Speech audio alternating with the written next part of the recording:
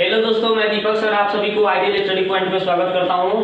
जैसा कि आप लोग देख रहे हैं, मैं आप सभी के लिए अभी जो टेंस जो अंग्रेजी का सबसे महत्वपूर्ण टॉपिक टेंस चला रहा हूं, उसका ये वीडियो का पार्ट नंबर क्या है 12 लेकर आ गया हूं। और टेंस जो है आपका 11वां टेंस यानी फ्यूचर परफेक्ट टेंस लेकर आ गया हूं आप सभी के लिए। ठीक है, तो चलिए आज हम इसके बारे में बहुत ही अच्छा तरीका से, बेहतरीन तरीका से पढ़ेंगे ताकि फिर कभी लाइफ में दिक्कत ना हो इसके बारे में। ठीक है, तो ये जो है इसके लिए चलिए पहचान के बारे में देखते हैं। तो पहचान क्या बताया जा रहा है कि जब वाक्य क्रिया के अंत में चुकेगा, चुकूंगा, चुकेगी, चुकेंगे, ठीक है, या चुका होगा, चुकी होगी, चुके होंगे, ये सब दिखाई देगा आपको।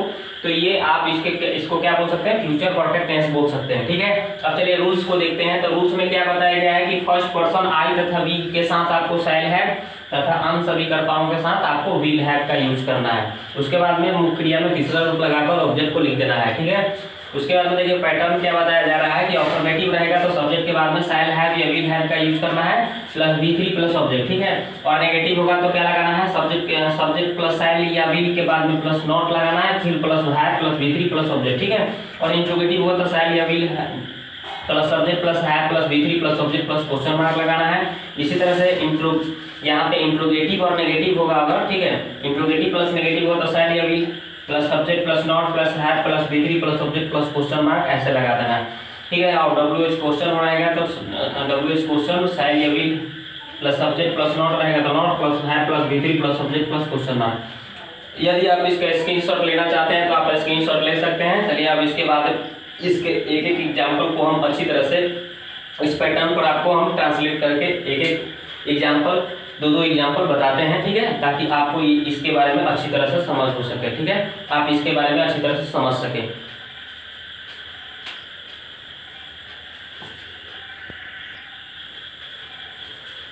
तो अब चलिए दोस्तों इसका एग्जाम्पल देखते हैं। जैसे कहा जा रहा है कि सीता पढ़ चुकेगी, तो हम लोग फर्स्ट सूत्र पर बनाएंगे सब्जेक्ट के बाद में शैल हैव या विल हैव का यूज करके V3 का यूज करेंगे। ठीक है, देखिए तो सीता है ना, तो सीता के साथ क्या लगाना है, आपको विल लगाना है, पहले से भी आप सीख चुके हैं। और विल के साथ क्या लगाना है, हैव लगाना है, विल हैव। और उसके बाद देखिए पढ़ना का V3 क्या होता है, रीड होता है ना, इसका V3 भी वही होता है, रीड रेड रेड पढ़ते हैं हम लोग रेड रेड, लेकिन ये तीनों रूप एक ही होता है, रीड रीड रीड यानी रीड रेड रेड। वर्ड जो होता है READ READ READ। ठीक है, तो यहाँ पे सीता विल हैव रीड यानी सीता पढ़ चुकेगी, हो गया। दूसरा देखते हैं राम पढ़ चुकेगा, तो क्या हो जाएगा, राम विल, उसके बाद में हैव, और उसके बाद देखिए जाना है ना, तो जाना का तीसरा क्या होता है, gone. Ram will have gone यानी राम जा चुकेगा। इसी तरह से वह खेल चुकेगा तो ही विल हैव, उसके बाद में देखिए खेलना के क्या होता है, प्ले, और तीसरा रूप लगा लेना है, प्लेड, बन गया। इसी तरह से देखिए हम लोग के साथ क्या लगाते हैं, शैल लगाते हैं ना, वी शैल, और उसके बाद में हैव, और देखिए इसके बाद में खेलना के प्ले का तीसरा रूप प्लेड हो जाएगा। और यहाँ पे देखिए क्रिकेट है तो क्रिकेट लिख दीजिए, CRICKET, हो गया, बन गया।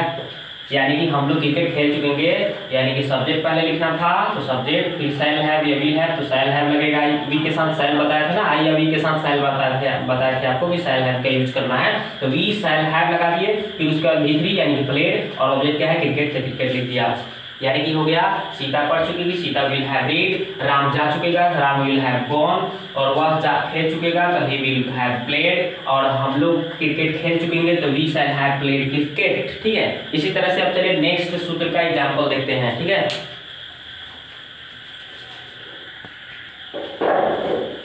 तो अब देखिए दोस्तों नेगेटिव का हम लोग एग्जांपल देखते हैं कि नेगेटिव का कैसे बनाएंगे। सब्जेक्ट के बाद में शैल या विल लगा करके, हैव नॉट लगा के, हैव लगा के V3 प्लस ऑब्जेक्ट लिखेंगे। तो पहले सब्जेक्ट क्या है, मैं, तो मैं के लिए आई दिया, उसके बाद शैल लगाना है ना, आई के साथ शैल लगता है, शैल। उसके बाद में क्या हो जाएगा, नॉट, ठीक है। उसके बाद में फिर क्या लगाना है आपको, हैव, फिर उसके बाद में क्या, V3 यानी कि पढ़ना है ना, पढ़ना के क्या लिखेंगे, रीड, V3 भी यही हो जाता है। तो आई शैल नॉट हैव रीड। ठीक है, तो इस तरह से हम लोग बना लेंगे। ठीक है, और देखिए नेक्स्ट क्या है, सीता नहीं खेल चुकी तो सीता विल नॉट, फिर क्या लगाएंगे, हैव, फिर खेलना क्या होता है दोस्तों, प्ले, तो प्लेड हो जाएगा V3। ठीक है, इसी तरह से देखिए राम नहीं जा चुकेगा तो राम विल नॉट, फिर हैव, फिर उसके बाद में क्या लिखेंगे, जाना के तीसरा गॉन, फिर क्या लगाना है घर के लिए टू हाउस, ठीक है, ये बन गया, ठीक है। अब चलिए अब इसका जैसे बोल रहा है कि वह नहीं पढ़ चुकेगा, तो ये कैसे बनेगा दोस्तों, तो इसको देखिए बनाता हूँ, पढ़ लिखता हूँ, क्या हो जाएगा, वह नहीं पढ़ चुका, तो ही विल नहीं के लिए नॉट, फिर क्या लगाना है हैव, फिर क्या लगाना है पढ़ना का तीसरा क्या हो जाएगा रीड। मतलब क्या लगाना था आपको, सब्जेक्ट पहले लिखना था, लिख दिया शैल या विल, तो ही के साथ विल लगता है, फिर नहीं है तो नॉट लगाना है, फिर हैव का यूज करना है, फिर V3 यानी पढ़ना का तीसरा रूप रीड ही होता है, ऑब्जेक्ट नहीं है तो छोड़ दिए, यानी he will not have read, ठीक है। तो ये आशा करता हूँ कि आपको समझ में आ गया होगा कि नेगेटिव कैसे बनाएंगे, ठीक है। अब चलिए इंट्रोगेटिव देखते हैं हम लोग, ठीक है।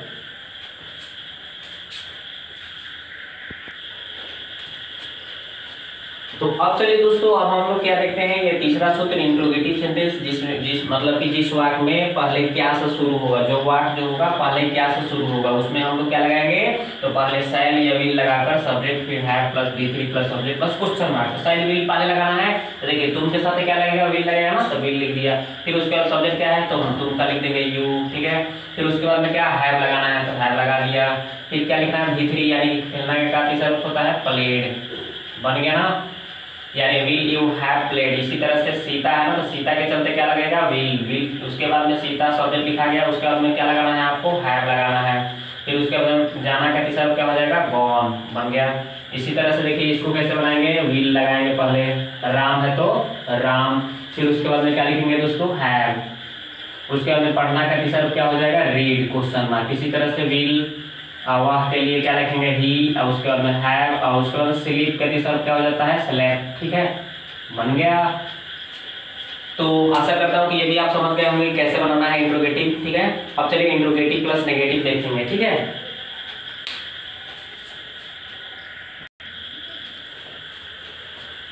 तो आप देखिए दोस्तों इंट्रोगेटिव प्लस नेगेटिव कैसे बनेगा, तो पहले शैल या विल लगा के सब्जेक्ट लिखे, फिर नॉट, फिर हैव, फिर V3 plus subject question mark. तो देखिए इसमें पहले हमको सीता है ना, तो सीता के चलते यहाँ पे क्या लगाएंगे विल लगाएंगे दोस्तों, तो विल लिख दिए, फिर सब्जेक्ट लिखना है ना, देखिए शैल विल के बाद में सब्जेक्ट, तो सब्जेक्ट क्या है सीता, तो लिख दीजिए सीता, फिर क्या लगाना है नॉट लगाना है, नहीं है तो नॉट, फिर क्या लगाना है आपको हैव लगा दिया गया, फिर उसके बाद में V3 यानी कि पढ़ना का तीसरा क्या होता है दोस्तों रीड, हो गया ना, बस हो गया रेड हो गया, यानी will Sita not have read, ठीक है। इसी तरह से इसको बनाएंगे तो हम लोग क्या लिखेंगे शैल, क्योंकि आई के साथ शैल लगता है, फिर उसके बाद में आई, उसके बाद में नॉट, फिर उसके बाद में हैव, फिर उसके बाद में खेलना के क्या हो जाएगा दोस्तों प्लेड हो जाएगा, क्वेश्चन मार्क, बन गया।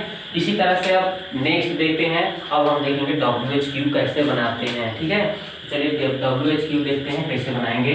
तो जब वाक्य के बीच में क्या होगा, कब कहाँ कैसे लगा हुआ, जैसे मैं क्यों पढ़ चुकूंगा, कैसे बनाएंगे, ठीक है। सीता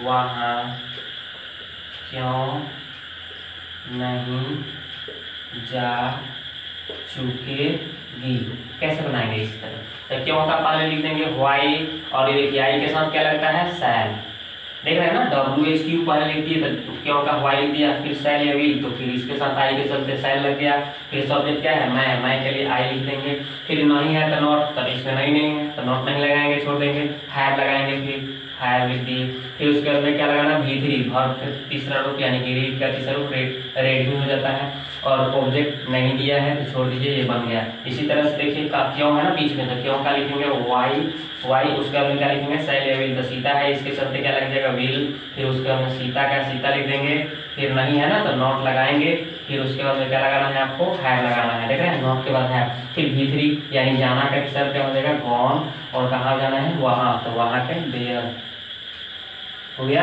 क्वेश्चन मार्क बन गया।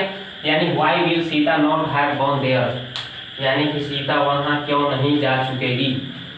तो ये आशा करता हूँ कि आपको ये WHQ भी समझ में आ गया होगा। ये सभी जितने भी पैटर्न है उस पर मैं सब एग्जाम्पल के साथ आपको अच्छी तरह से समझाने का प्रयास किया। यदि दोस्तों आपको ये वीडियो अच्छा लगेगा तो लाइक और सब्सक्राइब कर दीजिएगा, और साथ ही बेल आइकन के घंटी को भी दबा दीजिएगा, ताकि जितने भी वीडियो मैं अपलोड करूं सबसे पहले आपके पास उसका नोटिफिकेशन पहुंचे। और यदि सब्सक्राइब कर चुके हैं तो इसे लाइक और शेयर कर दीजिएगा। आज के चलिए सवाल देख लेते हैं। आज का सवाल क्या है, जैसे सीता पढ़ चुकेगी, ठीक है, राम घर नहीं जा चुकेगा। तो देखिए आज का जो सवाल है आपका, ये आज का सवाल है आपका,